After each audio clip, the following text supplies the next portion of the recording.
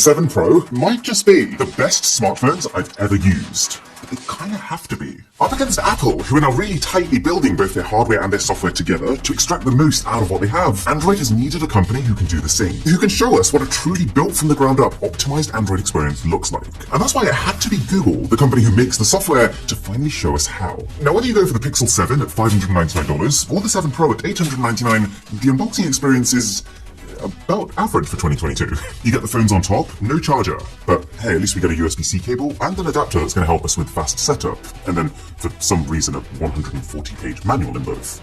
And here we have them, Pixel 7 and Pixel 7 Pro. So about a week before I switched over to these phones, I decided to go back to last year's Pixel 6 Pro to see where Google left off. And I was still, even in 2022, mostly blown away.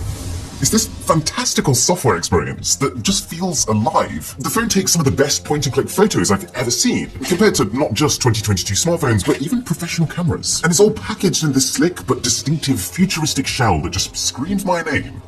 But there's 3 things that hold it back. The chipset, Google's self-made Tensor, is pretty underpowered. The battery life is mediocre, and while the Pixel 6 does take astonishing photos, the video quality kinda sucks, with graininess in every corner. Well, I'm happy to report that Google has not just fixed all of these key weaknesses with the Pixel 7s, but on top of that, created something so unbelievably good that it's shown me something I didn't even know I wanted. So let's start with design. I'm gonna be honest with you, when I first picked up these phones, I thought to myself, what have you done, Google?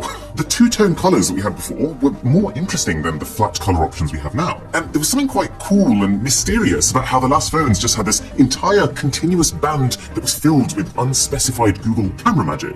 Compared to now where it's a bit more standard, like, okay, this bit here is a camera lens, this bit is, well, empty space. But since then, the Pixel 7s have grown on me quite a lot. I've started to appreciate the slightly more rounded corners, the clickier power button, how the sides now seamlessly connect to the camera visor on the back, as opposed to it feeling like a separate piece, and how the back itself is now made of a more scratch-resistant glass to last time. More than anything, I'm actually just really glad that they've kept this visor at all. It's a good design choice. It gives your fingers a natural place to rest, which isn't on the cameras. And even in landscape mode, when I'm playing games on this phone, I actually find that I'm using it as an additional way to grip the phone. And actually, the benefit of it being a matte finish this time makes that action feel a bit less icky. Not to mention that because the visor is even across the entire back, it makes the phone sit flat when resting on a table. The only thing that I can't get used to is the fact that the base Pixel 7, which has a flat display compared to the curved one on the 7 Pro, does feel a little sharp where that screen intersects with the body, which is not ideal given how much you're going to be swiping across it for gesture controls. The screens themselves are good though. You get a full HD panel on the Pixel 7,